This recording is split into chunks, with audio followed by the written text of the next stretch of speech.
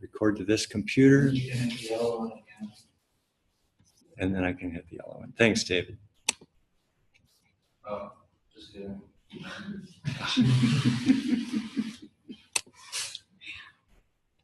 Well, we could. You can put it behind stuff, maybe. Yeah, it's okay. I can get over it. Should be fine. We'll at least get an audio recording. No, they still take the video. It should be. You guys, this is really an honor for me to introduce Dr. Melanie Dreher to you. Let me put it this way, 30 years before you were born, she was in Jamaica interviewing Rastafarians about their cannabis use. She's one of the good ones, one of the oldest cannabis researchers around, and she has experience that is really unequaled by anybody else's work. She's got her doctorate at Columbia University in anthropology. That led to her studies in Jamaica, which she's going to tell you stories about. She's published books and lots of articles and is very knowledgeable in this topic and is invited to speak all over the world to people about cannabis. So please welcome Dr. Dreher. Thank you. It's good to be here. Thanks, Jeff. Some of that is true. Since we're a small group, I thought it'd be good for me to just know your name so that we can have a dialogue, if that would be okay. So, since you're the furthest away, can we start with you? Dre? Trey. T-R-A-Y? T-R-E-Y, okay. Okay, next. David. David, okay. Kaylee. Eloisa. Eloisa. Eloisa.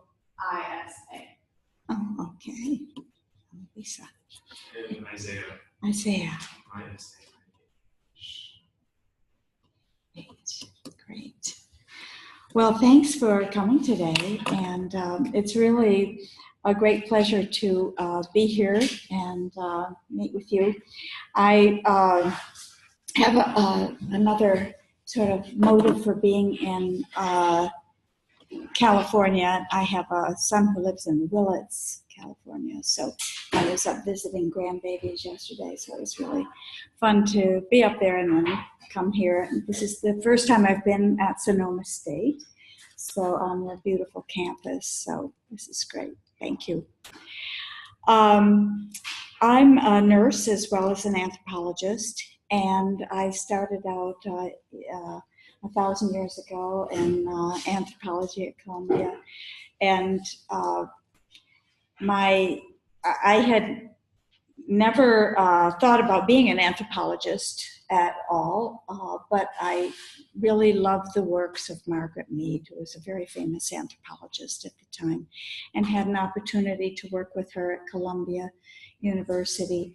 And I was also very interested in how we take concepts, theories, ideas, and beliefs that we have in one culture and evaluate them from the perspective of another culture. Margaret Mead did that with adolescence. She said, why are Americans having such a difficult time with adolescence when adolescence is just an easy time in other cultures? And did the work to show why that might be the case. So that was the idea of saying, maybe this works here or doesn't work here in our society, but how do we test it someplace else and see? So I had the opportunity to do that with cannabis. I was a young doctoral student, first-year doctoral student at Columbia University, and my major professor was applying for a research grant, funding for a research grant from the National Institute on Drug Abuse.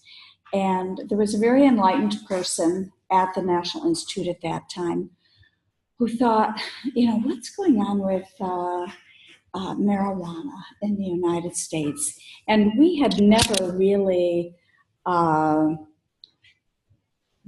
was not a problem when I was growing up.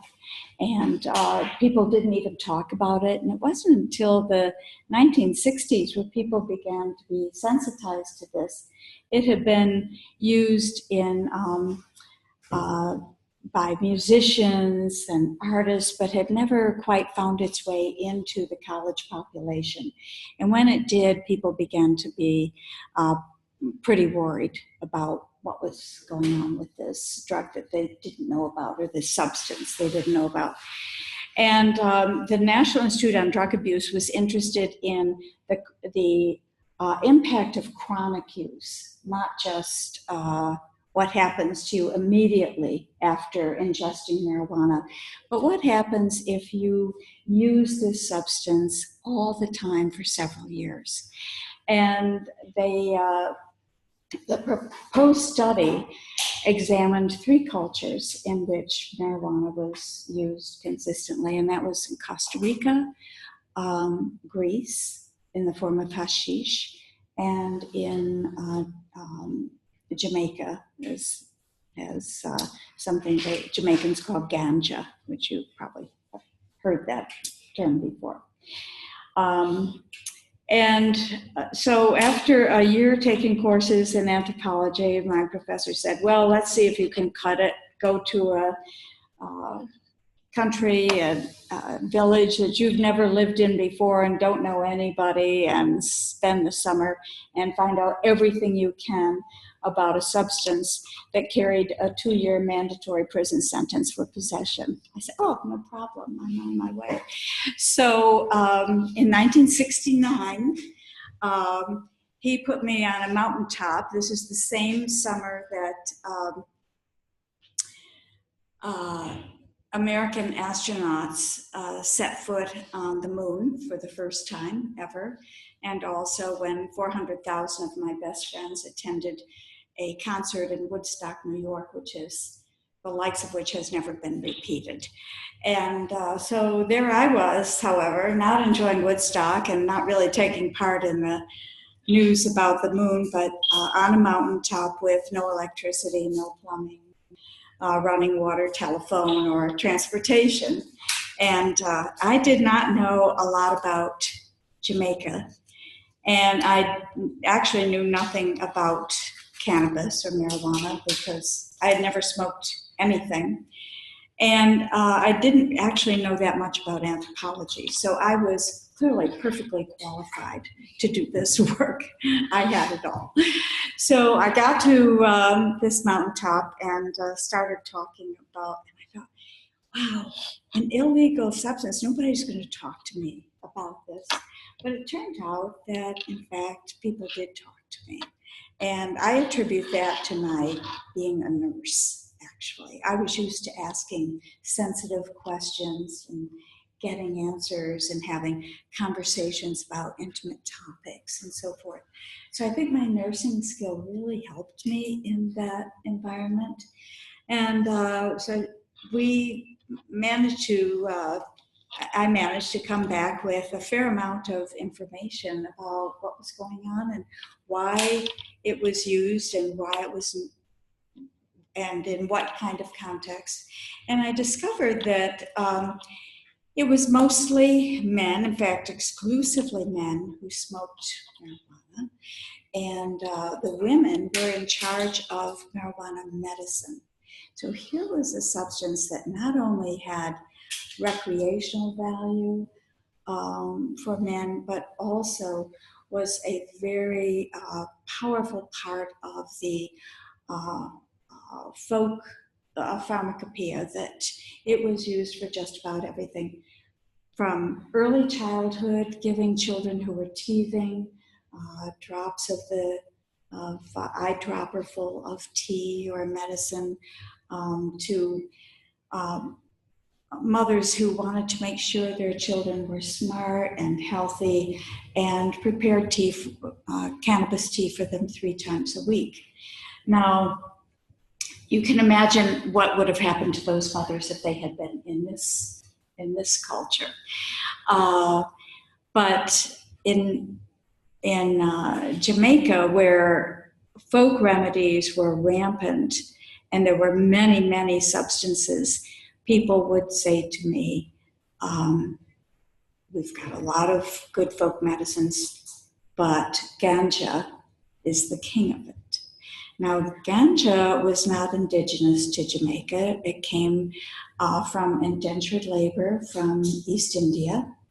And when those folks came over to Jamaica to work in the sugarcane industry, picking and loading cane, they brought their ganja with them. Very much like the Mexican community after the Mexican Revolution in 1910 brought cannabis in the form of marijuana to the United States. But this was such an attractive substance and had so many uses that it very quickly spread through the Jamaican population and took on several uses. And at that time, Rastafarianism, are you familiar with the Rastafarian religion, Bob Marley? Very, very quickly, Rastafarians believed that Haile Selassie, who was Prince of Ethiopia, was the living God, and that at some point in time, all black men would be, or black people, would be repatriated to Africa. And they would be disciples of Haile Selassie, or the Prince of Ethiopia, Rastafari, Prince of Ethiopia. And they rejected the white man's use of alcohol and took on ganja as the sacrament for people who were Rastafarians. So here we were in a country that in which cannabis in the form of ganja was so popular. It had recreational value, it had medicinal value, it had religious value. And yet it still carried a 2-year mandatory prison sentence for possession. So you get this sense of discontinuity between the working class people and what was going on at the highest level of government in Jamaica. And there's a reason for that. And if I don't get to it, please ask me the question later so that I can explain to you why that was going on. So I spent the summer, had a wonderful summer, went back and made my report. And he said, well, we got funded, so now I want you to go back again and recruit the subjects for a medical anthropological study. So we needed 60 men to go into the hospital for a period of 2 weeks each and be subjected to a number of studies. Everything from a psychological battery to a physiological blood tissue and test, the whole panorama of what's going on with these guys. My job was to recruit subjects, and I had to recruit 30 users and 30 non-users. And the 30 users that I recruited was not a problem. Finding 30 matched non-users in a country in which 85% of the working class male population is smoking marijuana was really hard. But it helped to explain many of the findings of the study. For example, we found that comparing the users and the non-users using psychological tests, we found that the users were much better adjusted than the non-users. Well, the immediate assumption is, clearly there's a correlation between being well adjusted and adapted to your environment and so forth, and the use of cannabis. But when you think about it, the 30 users that I managed to recruit for the study, there was already something a little weird about them. They didn't gather with the other men in the rum shops after work or down at the river to have a smoke. They were a little odd, and in Jamaica at the time, and still, the belief was that you had to smoke. In order to smoke marijuana, you had to have the brains for it. And they also imparted the information that, in fact, that's why women couldn't smoke marijuana, that they just didn't have the brains to handle the psychoactive effects.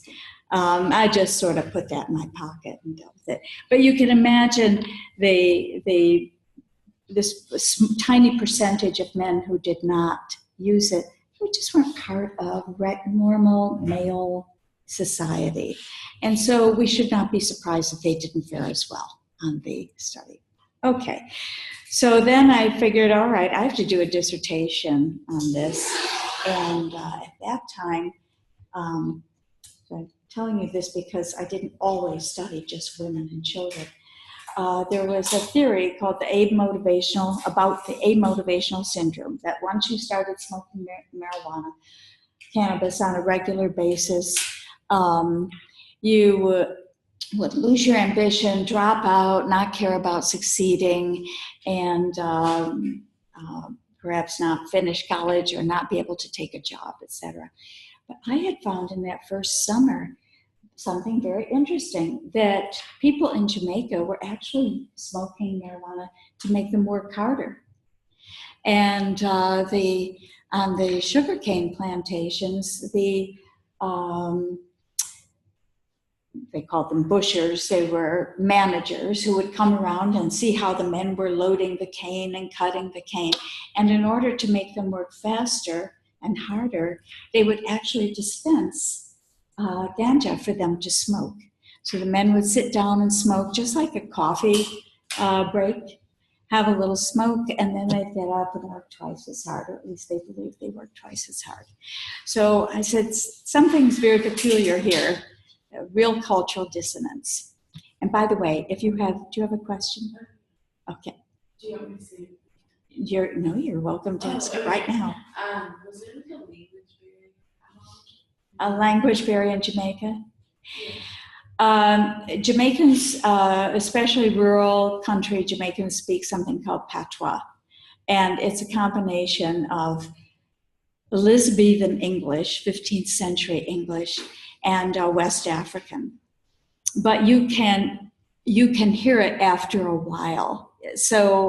But they do understand and speak the King's English, and that's what was taught in the schools.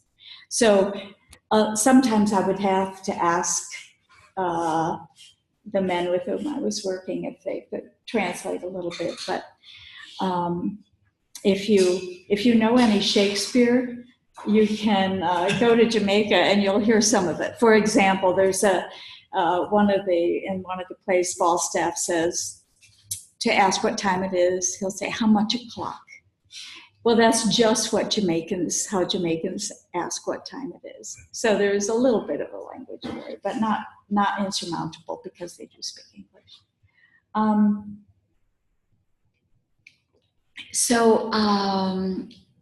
Anyway, that became my dissertation of, all right, let's see whether in fact this is true. Is there really an amotivational syndrome that occurs universally for anyone who uses marijuana? And I studied men who were rural farm workers, cane workers, farmers, and so forth in 3 communities, and discovered that actually their use of marijuana had no impact on their work whatsoever, even though they would claim it made them work harder. And I've discovered this by actually measuring the tons of cane they cut, which was not hard for me to do because the factories where they cut the cane and then bring it to the factories, they had a measure for each man and how much cane he cut. So it was actually not hard to do. I found that there was no impact. But while I was there, and this is where we get to women and children, I noticed that, as I mentioned earlier, women routinely gave their families 2 or 3 times a week morning teas of ganja tea. And they believed it made them work harder, they're stronger, they ate more, so to keep them healthy and also to make them more productive. But for children especially, mothers believe that it helped them concentrate in school. So when I finished the 2-year study, and then I actually got a job after I graduated, and I had a couple babies, and decided, okay, I need to continue this work.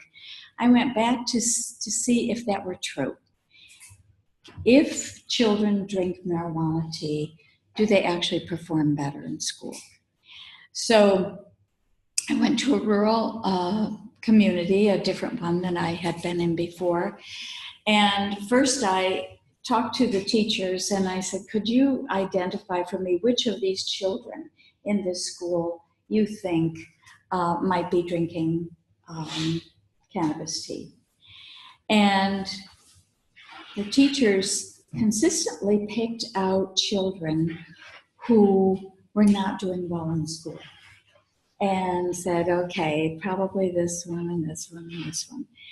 And that was part of my data set. And then I went to each of the families in these classrooms, and this was published in an education journal, and actually measured the amount of tea that they had consumed and when, how often, how much, and so forth. And I found that it was actually just the opposite. The children who were drinking cannabis tea, as the parents had predicted, were in fact performing at a higher level in school. But they were also the children who came to school most often. And they were also the children who had clean uniforms and little notebooks to write in and so forth. So that one of the things I discovered, that preparation of cannabis tea for children was part of what I call the good mother syndrome. If you wanted your children to do well in school, you made sure that they had whatever was necessary, including shoes to make that long walk of 2.5 miles to school, and then were had a proper breakfast, had lunch at school, and so forth. And so once again, it was very hard to say that when I looked at the results of this study and found another correlation between really strong behavior, good behavior, positive behavior, and cannabis use. But was it really the cannabis use? The best we could say about a study like that is what we said about the earlier study. We know that it doesn't disadvantage them. And that was okay. That was important to be able to say that mothers knew what they were doing, gave their children the tea, and they did fine. While I was doing that study,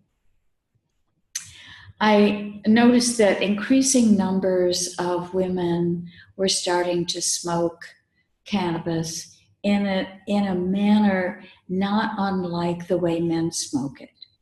They were smoking with their friends.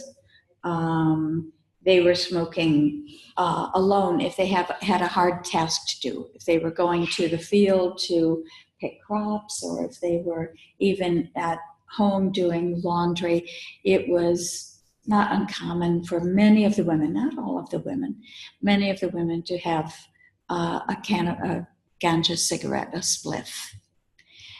And I thought, well, this is a change. Things are happening, and not in all the communities, but What year was this? This would be in about the 80s, somewhere about 82 or 84. And also the Rastafarian movement had given women a special place in that culture. They called the women who were Rastafarian as Rasta queens. And the men, unlike the men who were not Rastafarian, who criticized women when they smoked, unless it was in a pre-sexual context with them. But if they were smoking with friends or in a social manner, they didn't like that at all. But the Rastafarian men really felt their Rasta queens had the right to smoke, and felt that that was just part of their religion and part of Rastafarian culture. So we had a number of women and mothers who were smoking. I thought, well, this is an interesting phenomenon. Maybe I better take a look at this. And at the same time, the United States was reeling after just coming through the thalidomide crisis. And people were very, very interested in the teratogenic effects of any substance being used during pregnancy and what the outcome would be on the neonate. And at that time, and there's nothing to indicate that that is still not true, cannabis is the third most commonly used substance by pregnant women in the United States. So there was a particularly keen interest in looking at women who were users, and then when they got pregnant, what impact it had on their own prenatal experience and the neonatal experience of the newborn.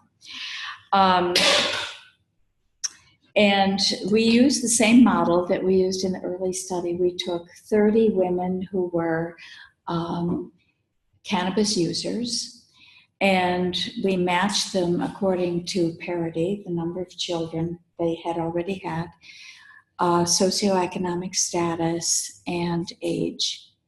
So we had a very nice match sample from a rural parish in Jamaica, and followed the women from the third trimester all the way through their pregnancy. Then we measured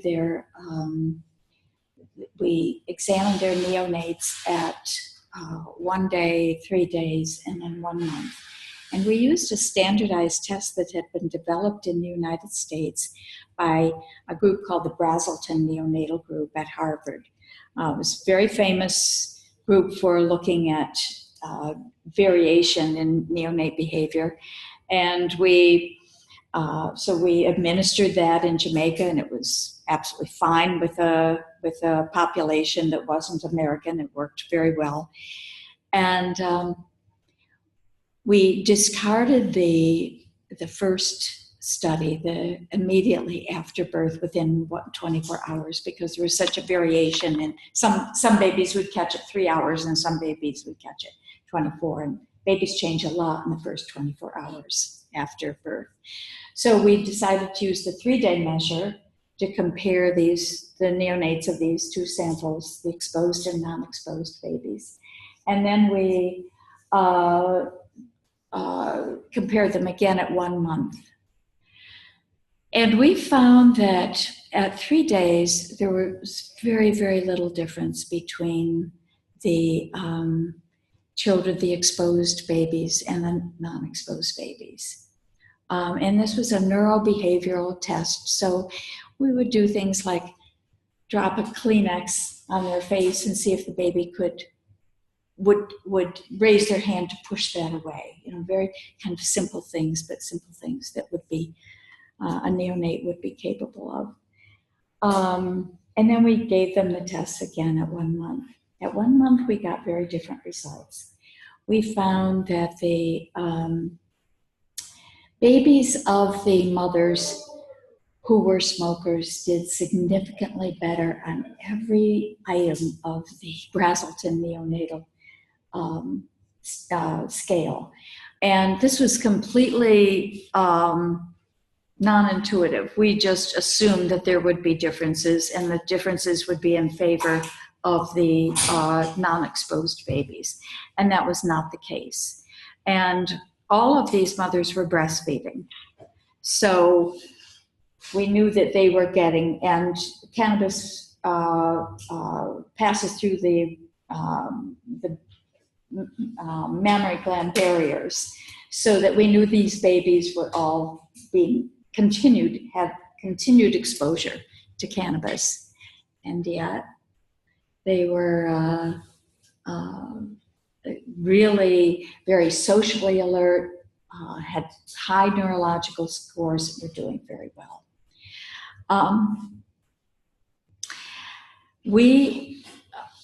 I will tell you that was probably one of the hardest studies to get published, because there was such resistance on the part of editors and such bias on the part of editors that they just didn't want to put it in. And it took us, actually, that study was completed around 89 or 90, and we could not get that published until 1995.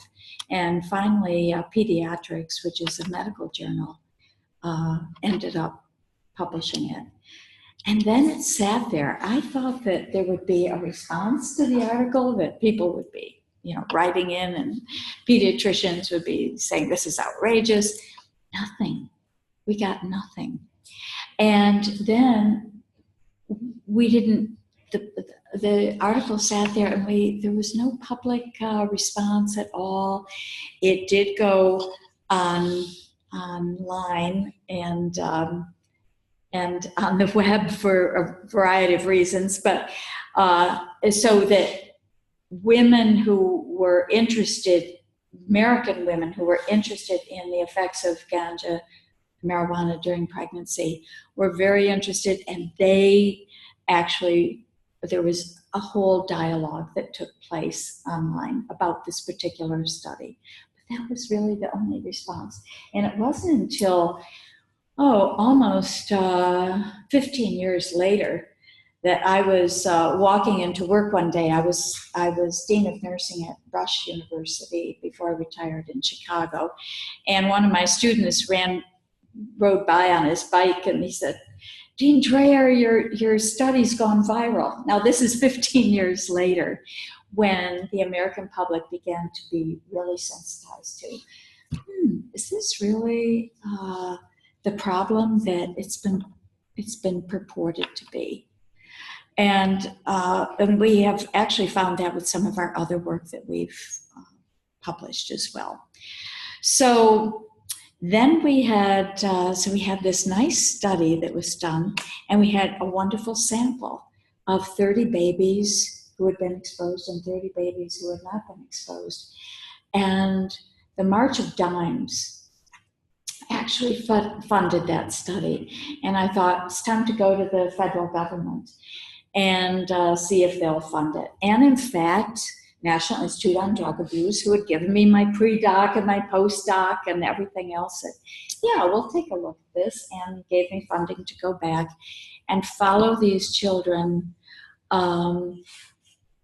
post-birth until age 5. And by that time, some of the children were already about 1.5 or 2. So really 2 to 5. And we wanted to look at their readiness for school and to see if their exposure, the prenatal exposure, had any impact on their beginning to be ready for school. And in fact, we found that there was just no impact of the cannabis at all. That the real issues had to do with children who had better environment for neonatal development than other children, and that the environmental factors, familial factors, economic factors, as we would predict, were much more powerful than whether they had been exposed prenatally. And so those results were published, and then of course we sent them into NIDA to ask for an extension to do the study from 5 to 10. And that's when you start to see something called executive function begin to operate, and with these children be able to actually execute in their academic environment, accomplish tasks, become good students. And that's when I got the call from NIH saying, you know what, Melanie, we're not going to fund you anymore they didn't like the results of the study. And they said, unless you can find something negative or something wrong with cannabis, we can't fund you because Congress will not like your findings. And we get our money from Congress. And if you could just find one bad thing about cannabis and follow that trajectory. And I said, these are the data. I met the terms of my NIH contract. I did the study. I collected the data, analyzed it. Everything was done very carefully. And it was, I can't change the data. These are the facts. And so I really, at that point, said, okay, enough. I don't want to have to fight these battles with the federal government. So I discontinued that work for a little while, and I thought, well, maybe I've done everything that I, as a researcher, am supposed to do, and maybe someone else can take this up. So by this time, we're in the 90s, and I wasn't sure exactly where I wanted to go with this, but I was teaching, and I was a dean of nursing at University of Massachusetts. And I said, I'm going to continue to take students to Jamaica, nursing students to Jamaica, where they can really learn a different way of a different kind of nursing practice. And that was a very good thing to do. They came back, incontrovertibly changed, and their whole way of thinking about patient care was different. But while I was there, I noticed that in Jamaica, cocaine had entered the substance abuse scene. And this was very sad for me because with marijuana, there was a culture for marijuana. When there's a culture for marijuana, rules are developed by people about who should smoke it, when, where, at what age. All these things just emerge from the culture to say, and that's how you control a phenomenon culturally. They didn't need laws. They didn't need a 2-year mandatory sentence. They had their own laws that were well obeyed. So if they saw, a 12-year-old, the older men in the village would say, boy, you're too young. Wait 5 years. Then you can be a man. Then you can do this. So there were all these kinds of things that I had been recording and thought, someday I'm going to write the book on how a culture monitors itself with regard to substances. But when cocaine came in, there was just no culture for cocaine, crack cocaine at all. Crack is, as you probably know, is a highly addictive substance. It's the most addictive form of, crack is the most addictive form of cocaine. And what we were seeing is a big rise in prostitution, some serious and big rise in crime. And the cocaine was coming in on, Jamaica was a transshipment port from South America to Louisiana, to Miami. So they would get to Jamaica, drop bales off the ship, and then the fishermen would go out and help them bring in these bales of cocaine. And then they would be transported to another place, put on a different ship, and then taken into the United States. And the fishermen who were and transporters had never heard of crack or cocaine before. They had no idea what it was. And but that's how they were paid. So everyone had their pound of cocaine to take in. But they quickly learned from people in other countries who would come down and show them how to make crack. And Kingston and Montego Bay had a real crack cocaine problem. And we were seeing increasing numbers of women using it. And I went to the State Department at the time and said, you know, would you guys fund me to look at this substance use in general throughout Jamaica? I took 5 students, anthropology students down there, put them in different locations throughout Jamaica, and did a study of all substance use and how it's used. And of course, the sort of heroes of that crack cocaine war between crack and ganja were really the Rastafarians, who would have nothing to do with crack cocaine. Marijuana was their substance, and they feel that it gave them the protection from crack cocaine. So I thought, well, that's kind of interesting. So I got the State Department to fund a study of sex workers in Jamaica, in Kingston, who were crack cocaine users. And I wanted to see how they were using it, how often, under what context, and how that linked to what they were doing with marijuana. And it was a very interesting time. For me personally, I already had a DEA license that I could carry any substance anywhere in the world, and was authorized to do so. Then when I started working with sex workers, it took on another kind of phenomenon. Because people would say, do you have any substance?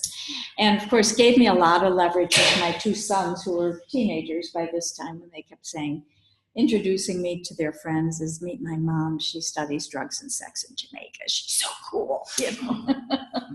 So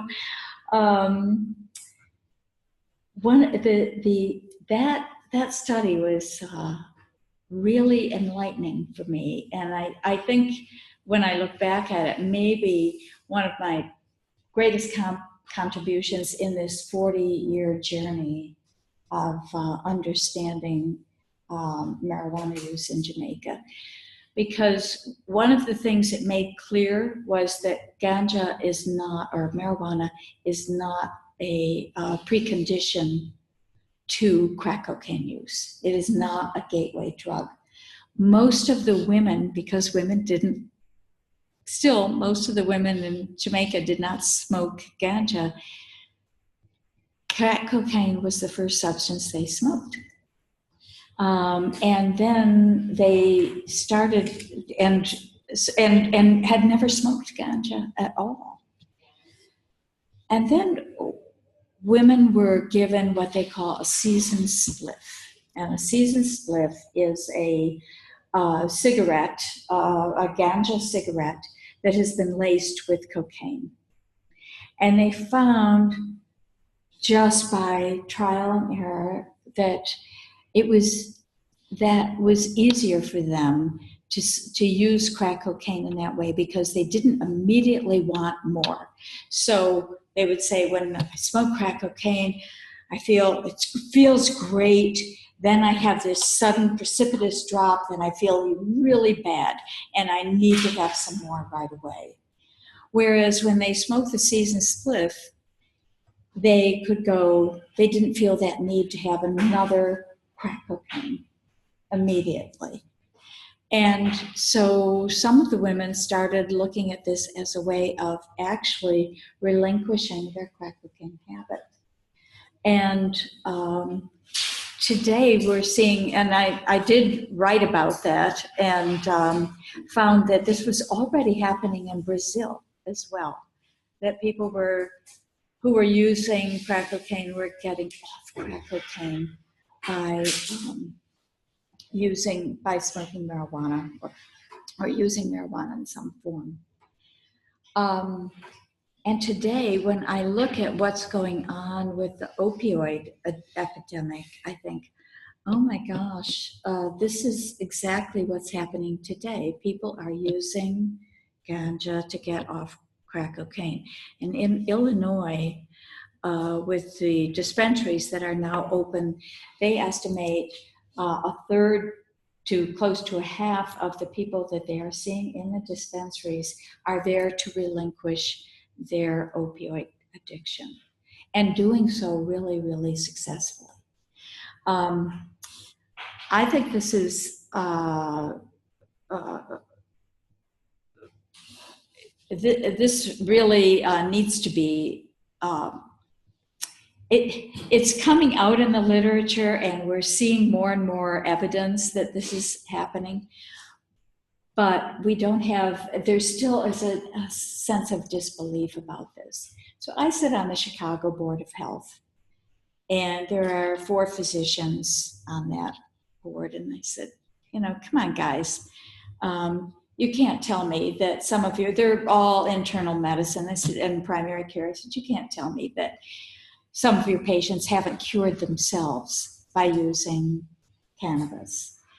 And they said, oh yeah, we're seeing that, we have seen it, but we didn't prescribe it. And I said, listen to you, you don't want to prescribe something that is very effective, pretty inexpensive compared to what else. You would rather see the pharmaceutical industry develop a very expensive synthetic product that only rich people will be able to afford, and that the taxpayers will pick up the bill for all the poor people who will need to have this antidote to opioid addiction. And that's sort of where we are right now on this whole issue, because until we really get it gets out into the public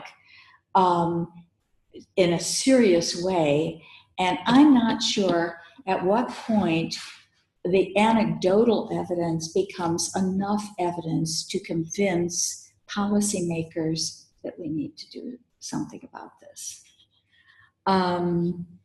So this, one of the things that has happened to me as I've gone through this 40 years of various aspects of children and pregnant women and adult women and so forth, is that I have really moved from being just a scientist, social scientist, to an activist.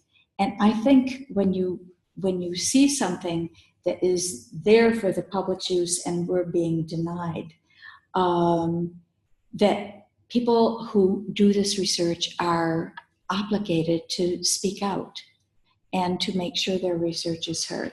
So in addition to coming to California, which I very much enjoy, and talking to you, I try to speak at any Rotary meeting, a Lions meeting, a Chicago Club luncheon meeting, to let people know about this amazing substance called cannabis and what its potential is.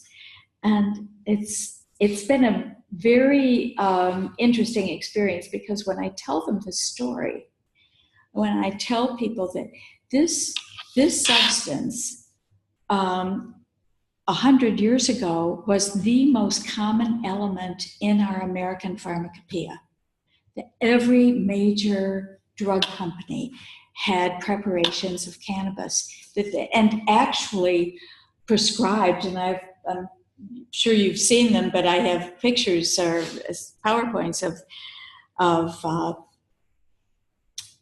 of prescriptions that say, cannabis tea, cannabis infusion 3 times a day.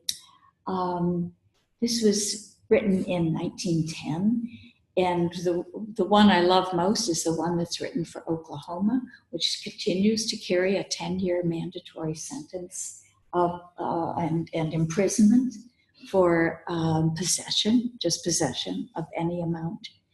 And yet, here we are with a substance that was prescribed and by venerable pharmaceutical industry and by physicians who carried out those prescriptions. So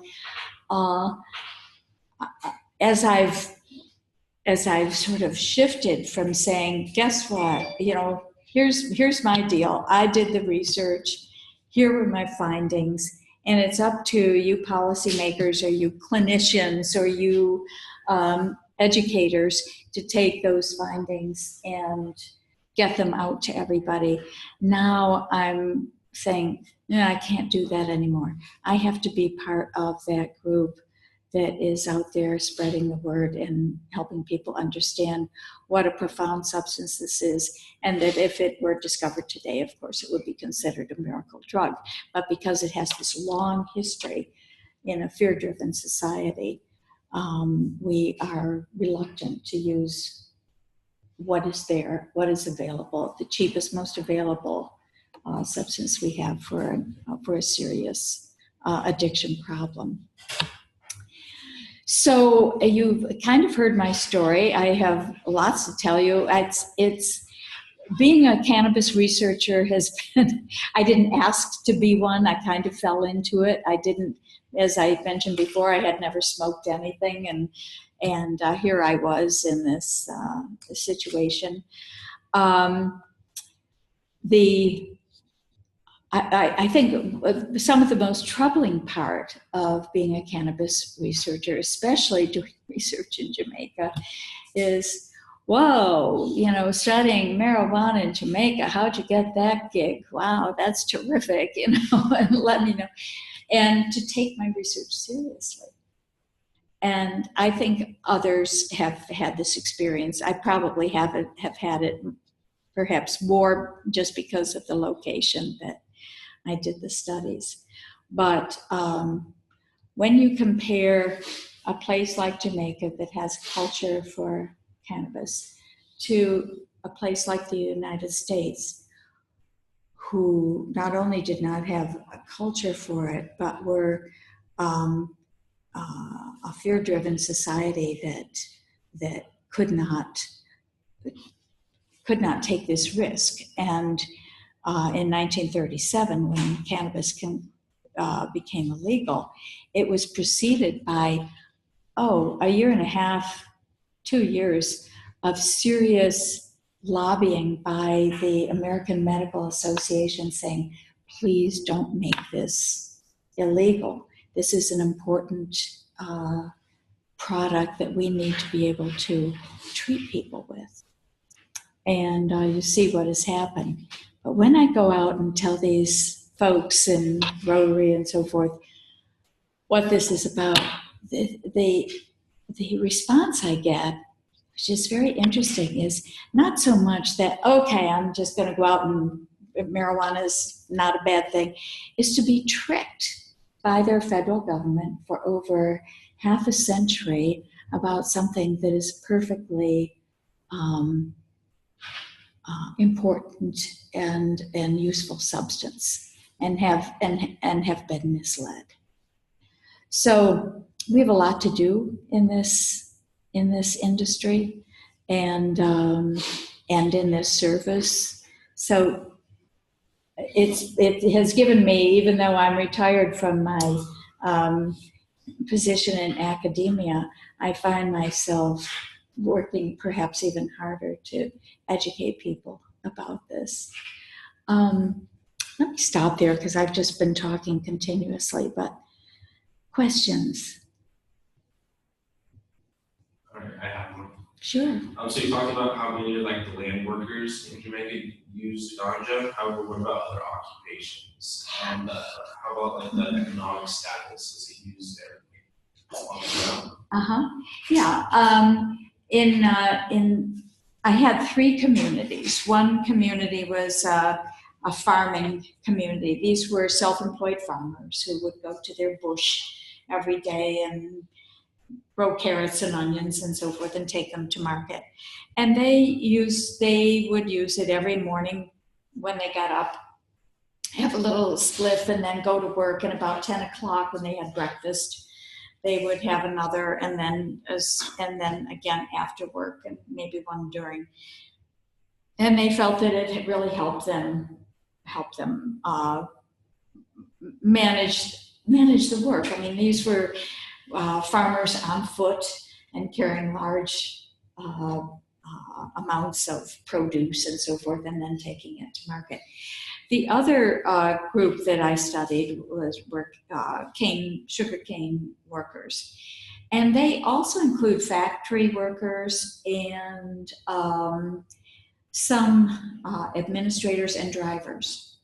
And they were all, they used the amount of, I mean, they had a very measured approach to their use of cannabis, and used their ganja again in the morning and in the evening, but with no accidents or the things we might predict would happen from our perspective in this country. They were absolutely, things ran like clockwork. And so these were all rural working class men. I did not, and those were the ones who were really the cannabis users. They were not, I did not study, until I got to the crack cocaine study, I was not looking at urban populations at all. Did that answer your question? It did. It did. Well, I was thinking about like doctors and teachers and how about. Yeah. Doctors and teachers, there was a wonderful physician in this village who was absolutely fine with cannabis. He didn't use it himself, but he had no problem with his patients using it. And he had an interesting background because he had trained in England, he got his physician training there, and then went to University of Minnesota, where he got a degree in public health, and was well known and liked by the people. That he was the only physician there, but well known and liked. And he even published with me. One of the articles, Dr. Ronald Lampard, one of the articles he's my second author, and found that it was a very helpful substance to people, and they should be encouraged to drink the tea, and saw nothing wrong with at all. So he was, I think, because of that was one of the reasons he was particularly popular as well. But teachers, no. I found teachers were really struggling to move from what might have been working class into the middle class, and they were divesting themselves of anything that would speak to a working class behavior. And even though they may have ingested it as children or given by their mothers, they just wanted to separate themselves from what was a working class phenomenon.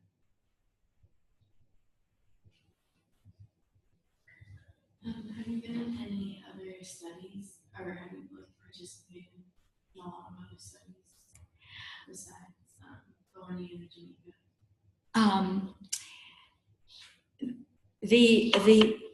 There have been the studies in the other two sites, Costa Rica and Greece, did not include women at all.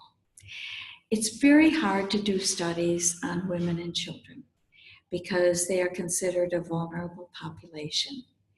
And I had to convince the federal government that under no circumstances was I doing a double-blind study or administering marijuana or any substance to any child, infant, mother. I had to convince them that this was research that was in these were naturally occurring behaviors. All I was doing was recording the behaviors. And so that was very important. So in some ways you can only do a study like that in a place where, even though it was illegal, where it was in such common use that it was not hard to see those behaviors. It did require that I, develop 60 new friends, for example, so that people trusted me and that they would be able to feel comfortable telling me how much they used, when they used it, where they got it from.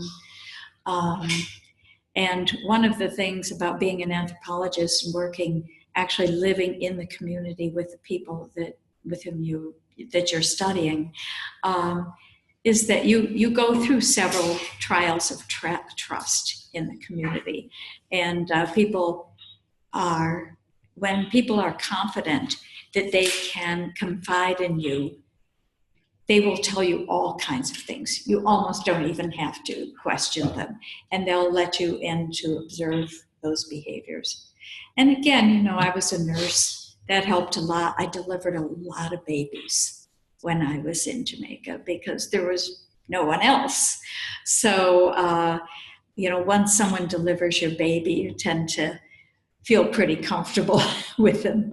And I have a lot of godchildren now who are now big adults, older than you. But it was a useful skill set to have, to be able to treat people's problems. So developing the trust is a huge issue. But studying behavior in context is really, really important. And that's why when the studies that have come out in the United States on prenatal and use during pregnancy are usually done by a questionnaire, a research schedule that people can respond to. I do, I don't, or I do sometimes, or this is how many times. But to actually be in the place where you can observe people's behavior makes a huge difference, and you can relate it to other behaviors. I could understand, for example, which women were going to become the marijuana users, because they were usually women who were not dependent, the smokers, I should say. They all used it, but the ones who would become smokers were women who were independent of their men. They could take a chance, smoke when they wanted, and many of the women in our study whose children were exposed prenatally were also vendors.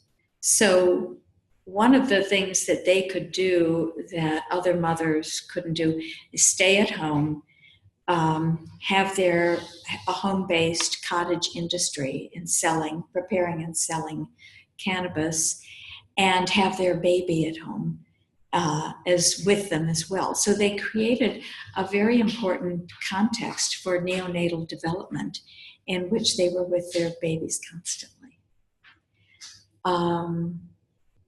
So have there been any other studies like that? No. And it's unfortunate because it's the only way you can really study women and children. Otherwise, you would never get approved to do any other kind of study, but it would be good to do it. The other thing that made Jamaica such an important place to do this work is because you did not have, until very recently, you did not have multiple drug users. Women who used cannabis were highly unlikely to use any other substance, maybe an occasional beer. And since cigarettes in the area, actually tobacco cigarettes, were sold one cigarette at a time, they might, on a Saturday night to look cool, buy a cigarette and smoke it. But again, it was very, very rare. So we essentially had an opportunity to study cannabis,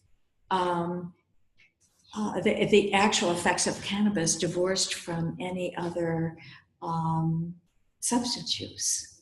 So it's an interesting thing. If some of the critics of the study from NIH types would say, well, that works in Jamaica, but I don't know. I don't think that the data would really apply here in the United States.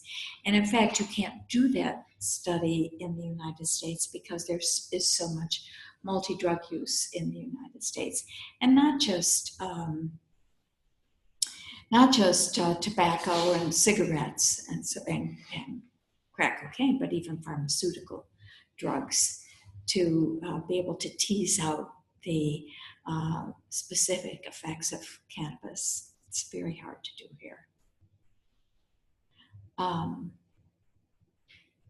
Every society, every culture has its substances that it approves, and then its substances that it doesn't approve.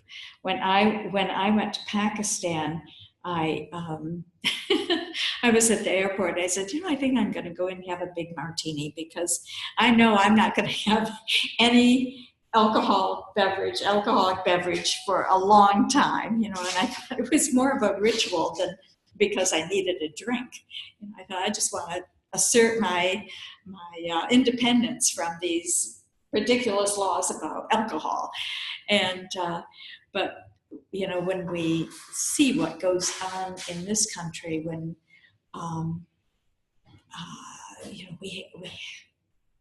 we have alcohol is allowed for pregnant mothers. We know the damaging effects of alcohol on pregnancy. We know them. And yet we can't find any for cannabis, and yet it's illegal. I have been doing a lot of, in the past, not so much recently, but in the past, a lot of court appearances that in response to some of the most heartbreaking stories of women, and I get these letters still about, even today in our so-called greater enlightenment, about every 6 weeks or 2 months, I get a desperate phone call or a letter from a family that says something like, my wife was having her first baby. They did a hair sample test during labor and delivery that was unauthorized. It was not approved. We didn't consent to it, and discovered that she is using cannabis. And the state authorities have come in and removed the baby and put the baby in foster care. These are the kinds of stories that have put me more into the activist role. And when I hear these stories and confronted with them, and some are much worse, believe me, where they're actually put the mother in prison. And recently, a Midwestern state, someone from a big Midwestern state called me and told me this story. And so I called the Attorney General of the state, and I didn't speak to him, but I spoke to his office, and I said, what is the problem? What problem are you trying to solve here? And it was very nice. I mean, I wasn't real confrontational or anything. I said, just explain to me. And they said, well, frankly, we do not believe that a child is safe in a house where there is cannabis, where marijuana is present. And I said, really? But your gun laws say that anybody can have a gun. You don't take a baby out of a house where there's a gun, or dishwasher detergent, or a bottle of aspirin, or any of the other things that can kill children and small children and babies. Why are you so focused on this? Or even other substances like opium or whatever kind of opioid or other crack cocaine. It's this issue of cannabis for some reason. And they don't have an answer, but they just feel that they're doing the right thing. It's really quite astounding. But we have classic, as I say, wrenching stories of women who have been imprisoned right after the birth of her child, with, you know, not even the proper clothing or services needed for a woman who's just given birth. That happened in Alabama. And so these letters still come. We really have a problem, and it's not going to go away unless we really become activists and do something about it. Even requiring permission to do a hair sample.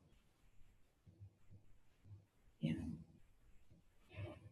I have a question. Yeah, I figured you would. Fill me in on this, or correct me. In the Jamaican work on the cannabis using pregnant moms, I think there were 29 in the cohort, and maybe 29 controls, if I'm not mistaken. Yeah, it was not even controls, but a comparative sample, a comparison samples. Yeah. Were those pregnant women some of the actual conscious smokers, or might have they been the tea drinkers, or using it in various ways? It's interesting, although I did not intend to do this. When we looked, we recorded all the cannabis use of every woman in that group. And we found that they really categorized into 3 major areas, which was great because we were able to look at the heavy users as well as the light users, and to see if there was any differences. And so we had women who smoked daily and several times a day, and they were obviously put into the heavy use group. And then we had women in the middle who tended to smoke recreationally or socially on weekends and use cannabis tea during the week. And then we had the third group were pretty serious cannabis tea drinkers and occasional smoking. So they might smoke maybe 2 or 3 times a month, something like that. They had to be smokers. They had to smoke cannabis at some point. But again, we really could not find a difference among the 3 groups in terms of the neonatal outcomes at all. They all performed, nor could we see any differences at age 2 and using the McCarthy scales, and then at age 5. There was just no evidence of any impact at all. Now, that later data was more problematic in publishing, or it wouldn't get covered by pediatrics at that point? Or I think pediatrics took a chance on us. On the early reports. Yeah. And I think we also, one of my co-investigators was a member of the Brazelton group. And the Brazelton group was a pretty powerful group at that time. Still is, and still highly respected. And might have, when they saw that the Brazelton group was involved in this study, might have helped it get published. How many journals turned you down before pediatrics? Oh, interestingly enough, all my nursing journals turned me down. That's 6, 4. Oh, yeah, for various papers. I mean, probably 15, 16. I mean, and the issue was, it was fascinating for me. What has this got to do with nursing? Seriously, the 3rd most commonly used substance in the United States by how many million people? What does this have to do with nursing? I just find it astounding that a profession could be so narrow-minded. There's a wonderful article which I'll send to you so you can put it online for students.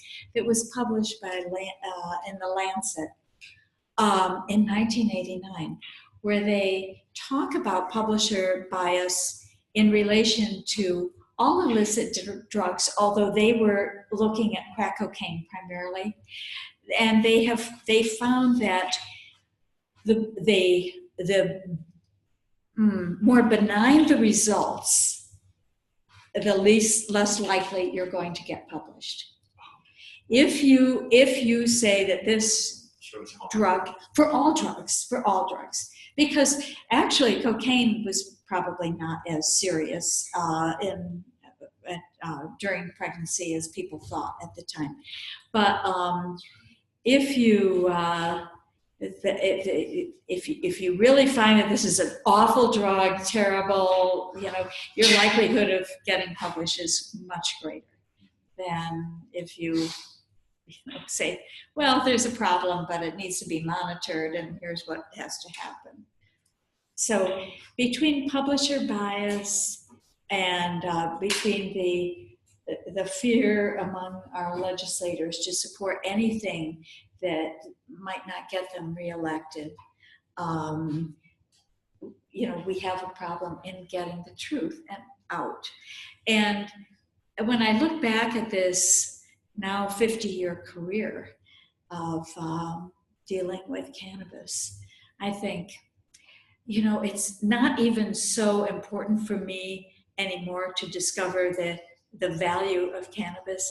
It's, for me, the most important thing is to get the truth out, the real truth out, so that people understand this.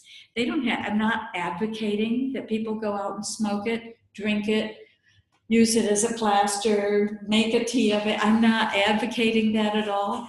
I'm just saying the truth is this is not going to harm you. And that we have been hoodwinked for 50 years, more than 50 years now, since 1937, about something that is just not true. And it's amazing how people can jump on that bandwagon. I was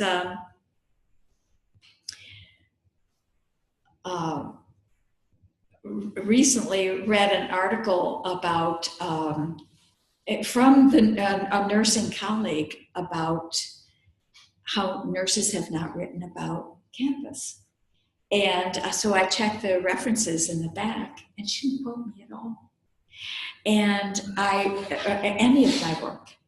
And of course, it wasn't published in nursing journals, so I suppose that's one reason. But the nursing profession has many subspecialty organizations. One is addictions nursing. And cannabis was considered an addiction. It's not addictive. It was considered so that they never, because they were named addiction and they identify cannabis as an addiction, they would not entertain any research finding that would in fact contradict who they were. And so, this gets tied up in so many interesting ways that, Brett. I have a question about the cane field workers. Did you say that the management, the bosses, gave them a break to smoke cannabis, gave them time? Oh yes. They'd, the men would have to take time. They'd have to stop cutting at some point and sit down, and they'd have a break. And if they were taking a break and had no cannabis, the bushers would come around on their horseback and pull out a big thing of cannabis and give it to them so they could roll it up and smoke it and work harder.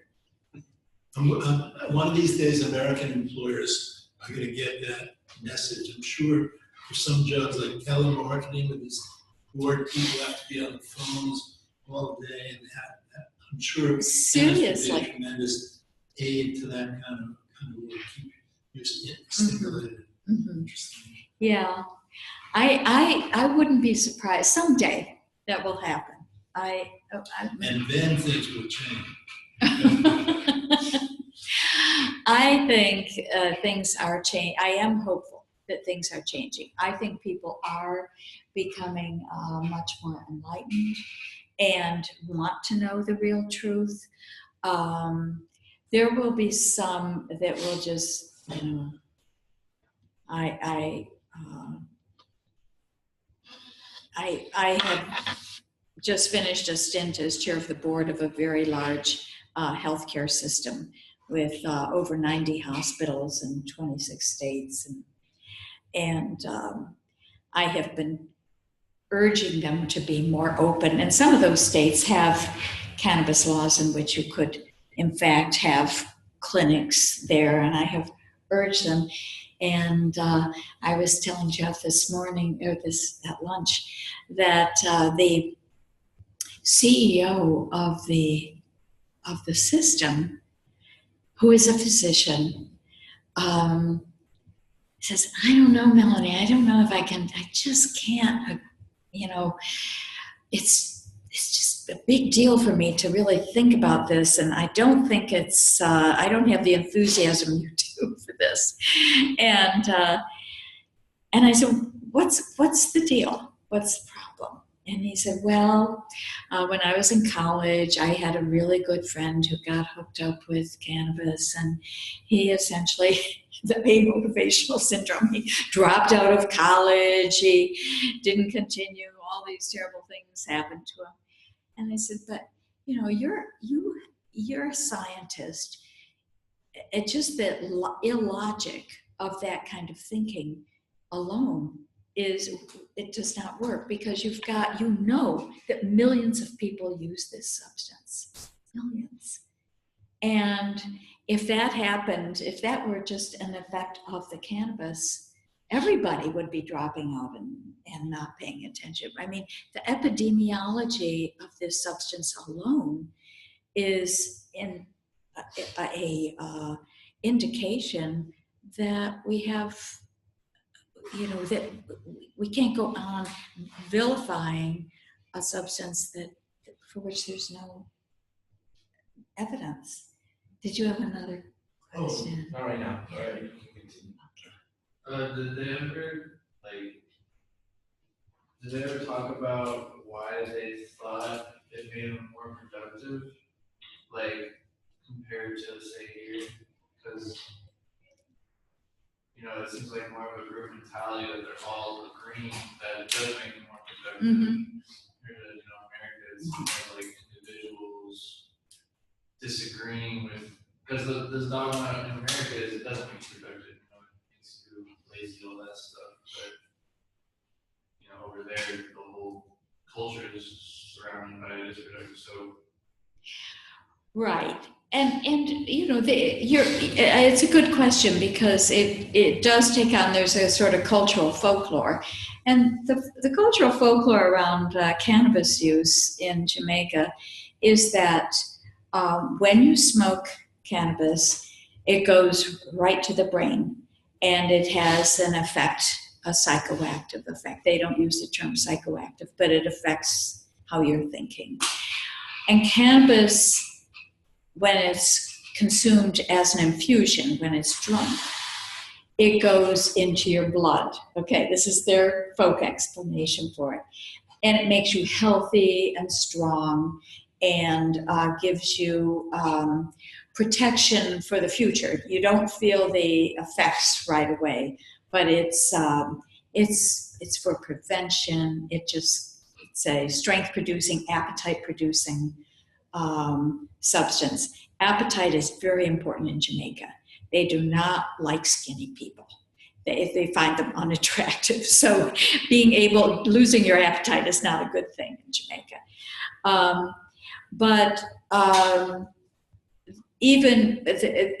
Those psychoactive effects, when you ask farmers and cane workers, or women who are home attending to their gardens, cleaning their house, where they have a lot to do.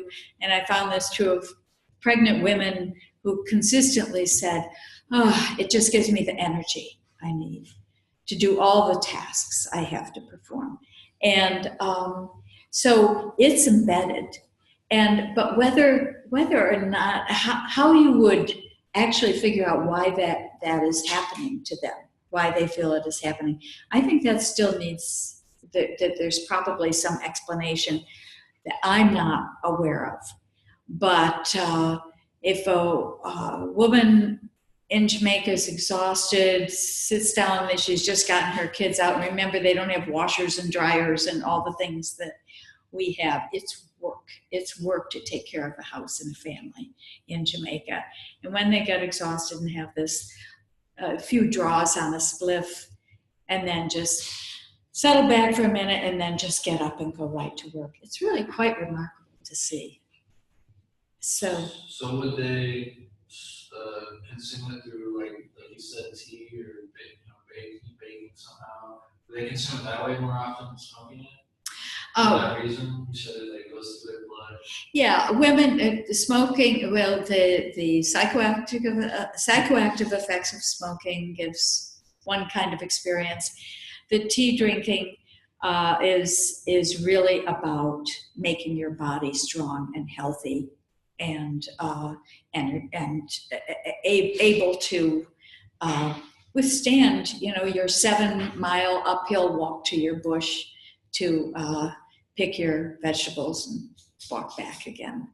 So, and certainly with children, that little study that was done of children was very interesting for me because one, it showed what good parenting is about, that it's a sign of good parenting, not bad parenting.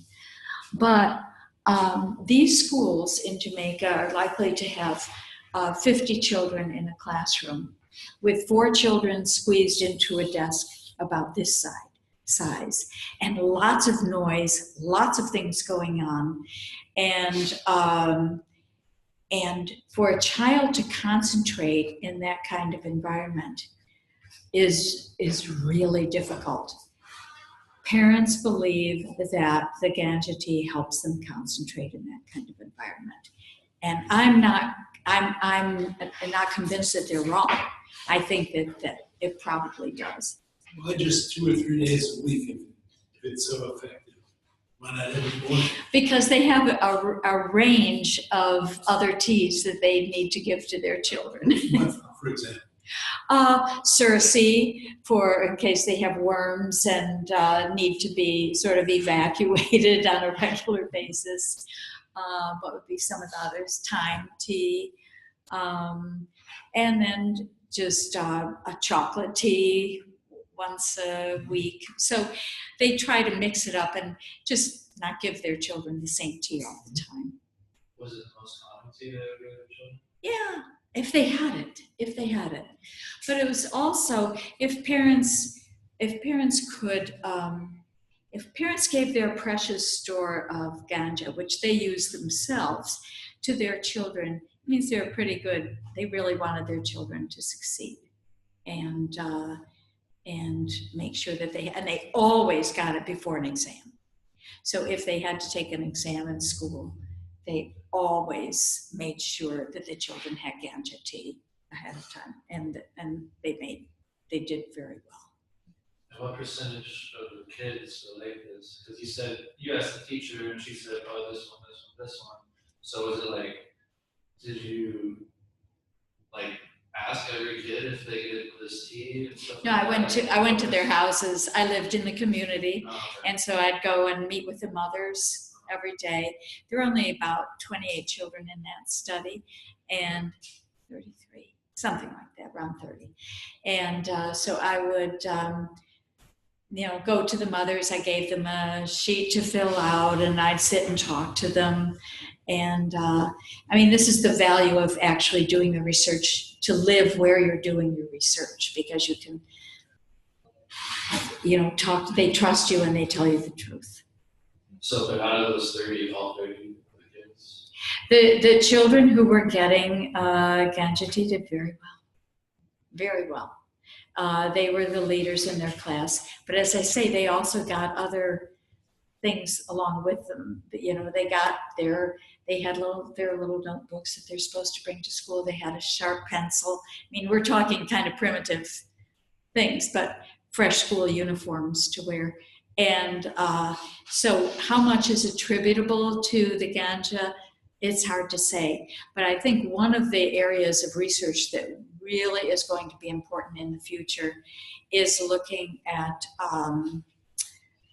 the significance of ganja preparations, and I'm not sure exactly, or cannabis preparations for children who are easily distracted. I have a son like that, who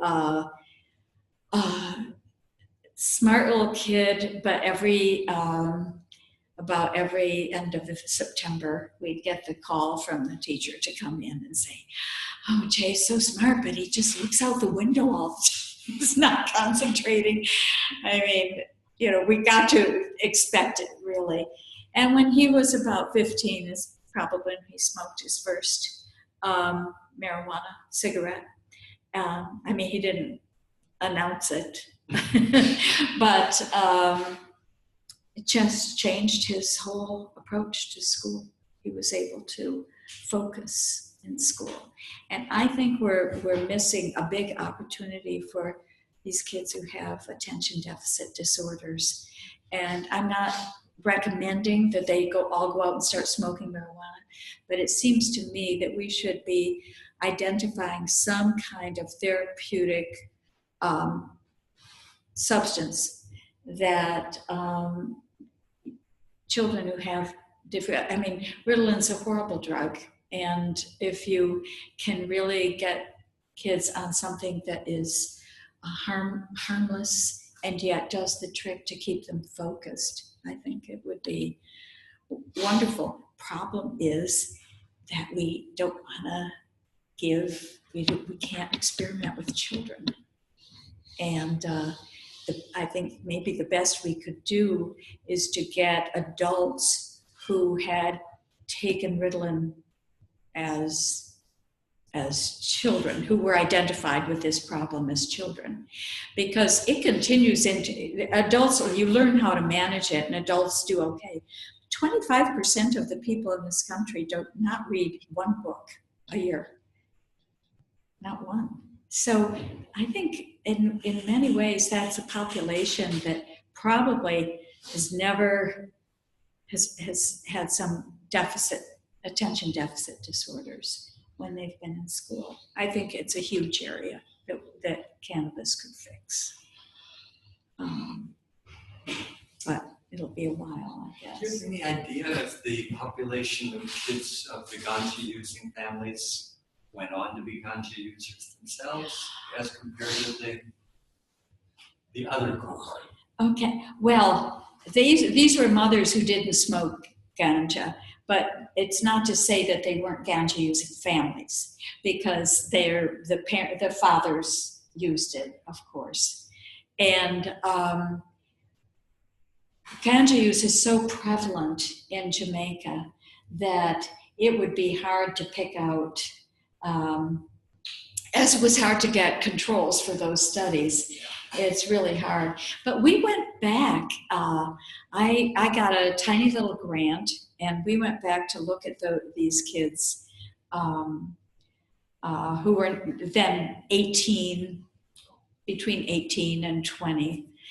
And oh my gosh, I mean, we found 14 of them. We didn't have a lot of time, but we found 14 of them just by going to the villages and asking where they were and everything.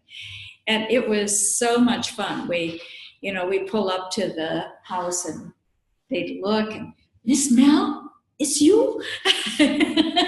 And so then we took all the, "Okay, what are you doing now?" And so many of them had gone on to college. They became college in the sense of high school in Kingston, and then went on to do professions, accounting, which I thought was pretty good, and nursing and teaching and so forth. So again, we could not find, and these were all the using children. So they were. For at least 14 of them were doing just great, But since I don't have the whole sample and I don't have a comparison, I just didn't think it was yet worthy of publication. But gratifying to see these kids that were allegedly doomed by nurses and teachers to not succeed. In fact, succeeded quite nicely in a country that is difficult to succeed in. Yeah, but it is.